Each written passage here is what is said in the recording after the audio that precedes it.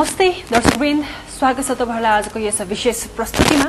आजको यस विशेष प्रस्तुतिमा हामी कुरा गर्छौं 26th CACCI कन्फरेन्स जुन काठमाडौँमा आयोजना भएको थियो अक्टोबर 3 देखि 5 तारिखसम्म र अघिल्लो वर्ष यो इस्तानबुलमा आयोजना भएको थियो र यो पटकको आयोजना काठमाडौँमा भएको छ र हामी आजको बसाइमा या भनौं आज कुराकानीमा बुझ्ने प्रयत्न गर्नेछौं। CACCI जुन 26th CACCI कन्फरेन्स भएको छ काठमाडौँमा, यसको समीक्षा गर्नेछौं आजको कुराकानीमा। र आज हामीसँग हुनुहुन्छ CACCI का प्रेसिडेन्ट बेनेडिक्टो Yujuico. उहाँलाई स्वागत हो। So welcome to our show. Thank you very much. I'm happy to be here. Okay. Firstly, I want to ask, how was the visit? The visit was actually very successful. We had an opportunity to meet the highest officials of the land and the top business people of Nepal.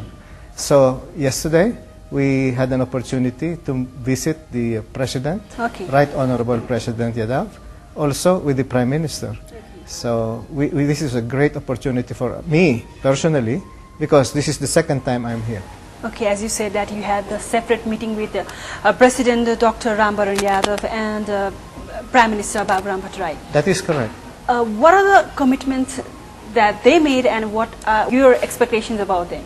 Well, I want to tell you a story that gave us a lot of confidence. Okay. This is not directly related to business, but I have to share this with you. It's an interesting way of showing how your government officials can get the confidence of foreign investors. Last year, when I was here, around September, I had the opportunity to have an audience with the Right Honorable President. And towards the end of my visit, Right Honorable President said, if you need anything from Nepal, if you need anything from me, please do not hesitate to contact me directly. So I said, oh, thank you very much. And I thought that was the end of it. After saying this, Right Honorable President called the Secretary and told the Secretary, please give Ambassador Yujuico my cell phone number.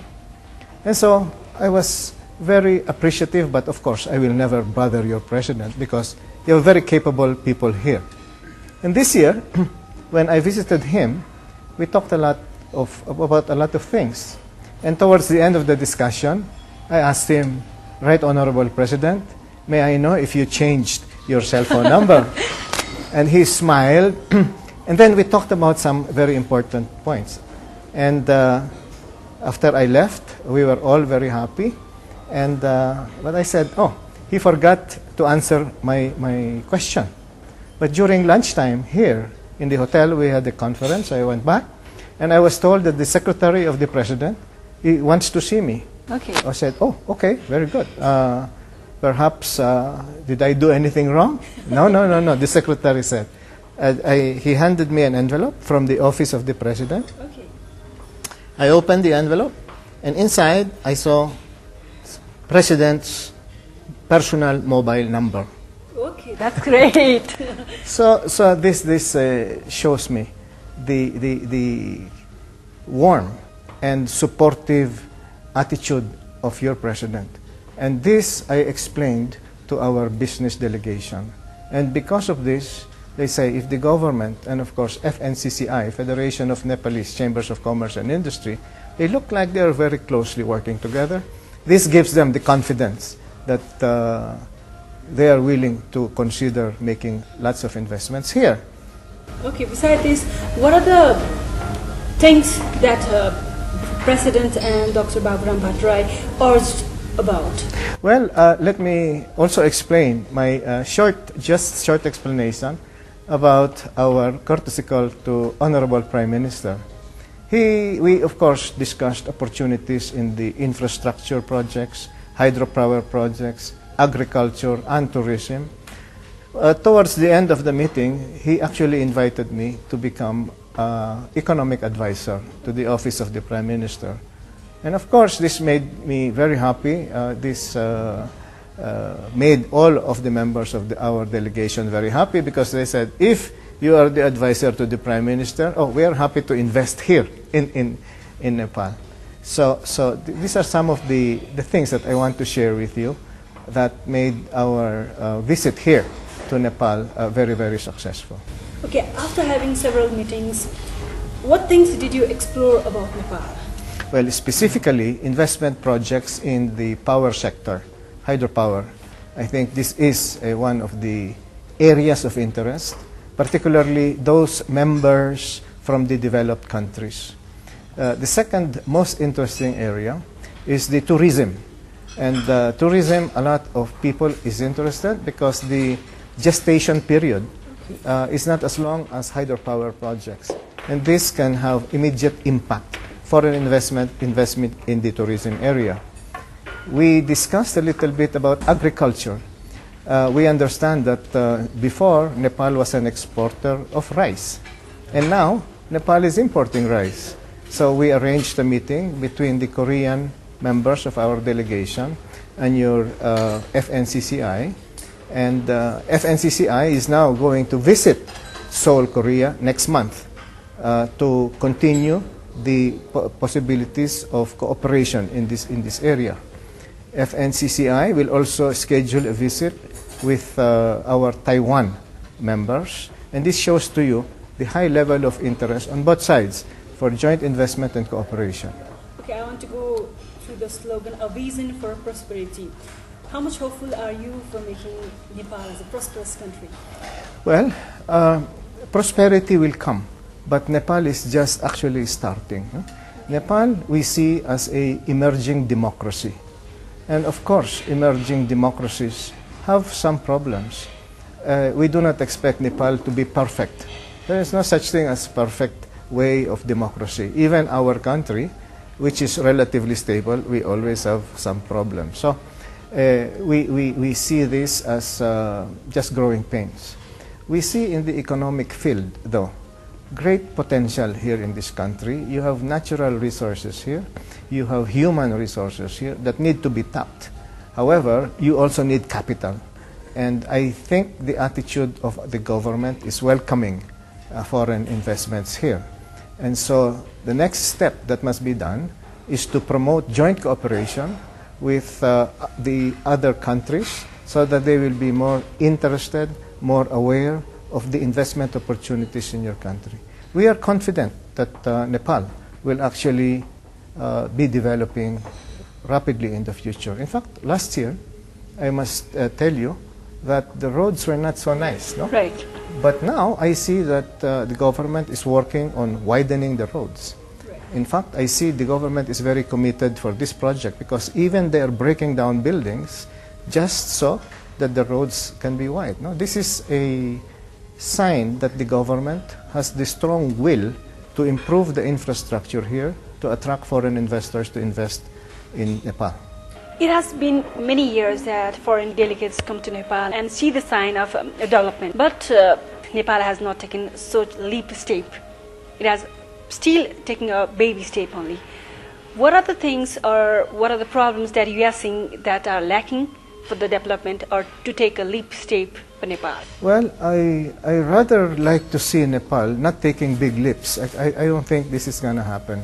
I'd rather see Nepal actually place fundamental laws, rules, regulations, and incentives, and then make this very clear to the foreign investors that these are our laws, regulations, incentives, and if they say that these are laws that will be respected and not changed, I think this is the first fundamental step. The interest of business people comes naturally. This is like rain coming down from the mountain, you know. It comes natural, but you have to have the right fundamental institutions, the right incentives, and the right protection for the foreign investment. And I think Nepal is in the right way of implementing this. You now have a board of investments, I understand. I was talking to the Honorable Minister of Finance last night. He was explaining to me the protection for foreign investments, the incentives that he has given. And so he is doing all of the right things. So I do expect that the foreign investment will come naturally with, of course, more promotion by Nepal. And this is what I recommended, the same thing to FNCCI. Okay.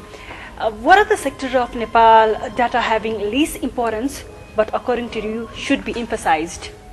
Well, I rather focus on what are the greatest opportunities here that I see, all right, instead of what are the least importance. Again, as I said, I will say you divide it in two areas, long-term benefit and short-term immediate benefit.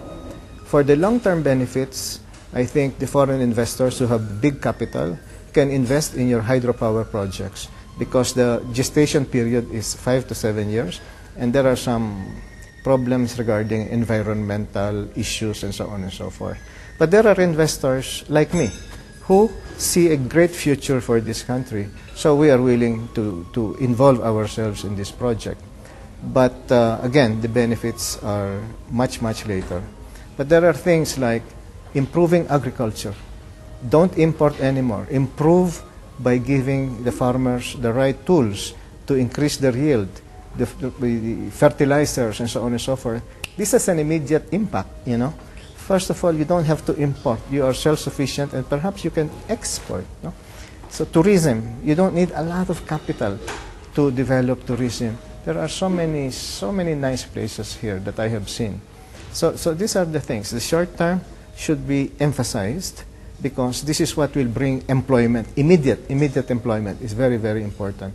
SMEs, small and medium-sized enterprises, should be developed. And I am happy to report to you that your ministers are really focusing on this area. At the same time, however, you have to undertake the major infrastructure projects because there are things that you need in this country that will not happen without power. For example, this country, I understand, imports 80% of the cement requirements. Okay. But there are opportunities, therefore, to put up a cement factory. But cement factory consumes a lot of power. If there is no enough power, then there is no point to put up a cement factory. You see what I mean? So this has to be simultaneous development. That's why power has to be developed, and then the other heavy industries will come. So. Okay. Last year you had a conference in Istanbul, this year in Nepal. Do you like to compare between two countries, sir? Well, Istanbul is a more developed economy. However, I have to tell you that we had more attendance here in Nepal than we did in Istanbul.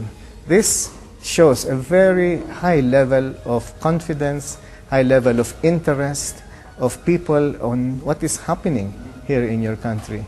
Of course, you know Istanbul is a very, very nice place to visit. But we were all surprised that the attendance here, even more. There are 21 countries represented here out of our 27 member countries, which is higher than Istanbul. So this is a very good sign that the level of interest of foreign people, very, very high as far as your country is concerned. Okay, you found an energetic members. I think I have to say that there is a particular person that is really, really energetic, and in fact he is a very important member of our organization. His name is Pradeep Kumar Shrestha. He's a personal friend of mine, but among the things he did, he has personally brought in a lot of lifetime members to our organization. He is very, very active and he has contributed a lot. Pradeep joins me in presidential visits because I visit many countries during my year, and he joins, he knows, he meets a lot of people. He personally invited, one of the reasons why there are so many delegates here is he joins me in my trips to other countries and he personally invites people for this conference. So we have to give him credit for that. And I have actually asked Pradeep to become vice chairman of a very important committee in our organization. I am the chairman, this is the vice chairman. This is the committee, we call executive committee, that I use to actually operate our organization. And he has accepted to become my vice chairman. And I'll give him, I told him, a lot of responsibility. Second thing is that in our next conference, I'm happy to report to you that our advisory council, the CACCI Advisory Council, will be confirming him as vice president of our organization. This shows to you, from CACCI's point of view, the level of confidence we have, not just in Pradeep, but because we want to maintain and expand our close relationships with Nepal. And through him, working inside our organization, I'm sure he'll be able to help those people who will be investing in your country. Okay, as you said that you found a large number of members here at Nepal, but some of the peoples are willing to come, but they are not ready because they curse to the political instability of Nepal. Do you find that is the main factor? Well, one of the reasons is that a lot of our members just watch foreign news for their information about what is happening in the country. And the foreign news that you watch on television or you read in the newspapers mostly are bad news, you know, so many people killed, and all negative, okay? And nobody says about the good things. Right. So one of the things that has to be done is, for instance, like ourselves, like me, the first time I visited in this country, I didn't know what to expect. Because, to be honest with you, the foreign press has been writing a lot about, you know, not so nice things about many countries, including Nepal. But after my personal visit, after seeing things personally, I became an ambassador of your country because, in a way, because I'm the one promoting, I'm telling people, no, Nepal is a very nice country. The people are very, very warm. Of course, it is an emerging democracy. There are some problems. But who doesn't have problems? If you want security, you go to Switzerland. If you want opportunity, and if you are willing to take a risk, then you visit Nepal.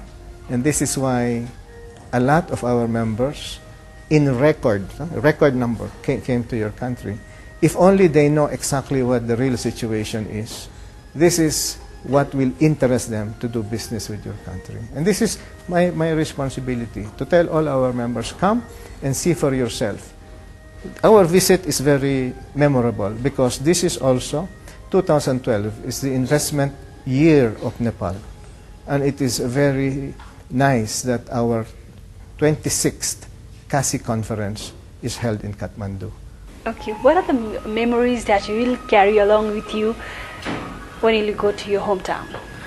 Well, I have to confess to you that the most cherished memory I have is what your president did, sending me his cell phone number and telling me, you need anything, you better call me directly. Directly. Yes, of course I will not do this, but this is what gives me and this is what gives our members great confidence here, that such warm feeling we have after the meeting with President and Prime Minister, and this is the memory, and this is the story that I will tell the world about your country. Of course, I will tell them about the other factors that need to be considered to present a balanced picture, but I think, on balance, the impressions that we have of your country is one that is very, very favorable. And I just wish all of you the best because please expect problems along the way, but I think you are in the right direction and we will be there with you, hopefully, as partners in the economic development of your country. That's a great statement from Nepal as well, that you said. At last, what are the commitments that you would like to make to Nepal's potential sectors? Well, I personally have started discussions about investments in the power sector, for example. In fact, but I know that the visit to Korea will result in some investments from Korea and Taiwan in the areas that I mentioned to you, tourism, agriculture, and possibly infrastructure as well, in addition to the power sector. So the commitment that I made is I told your president that in 6 months, I'm going to write him a letter. I'm not going to call him personally, to tell him the result, the actual result. Now we have signed MOUs, Memorandum of Agreements, Memorandum of Understanding, but in 6 months' time, I want him to know or give him an update on the real results of our visit here. This is the commitment that I have made to him, and this is the commitment we have made to our friends in the FNCCI and to the people of Nepal. It was such a great having you over here, and thank you for sharing us your wonderful words towards Nepal, and hopefully we'll meet soon. Well, your country is a very interesting place. I visited already 2 times, but I think I have to visit more times in the future to be able to enjoy and see all of the wonderful places and to be able to meet with the very nice people. You know, you have a warm, very nice personalities here, very, very warm. We feel like we are home. We don't feel like we're in a foreign place when we are here. And thank you very much for giving me the opportunity to share with you our experiences in our 26th CACCI conference in Kathmandu.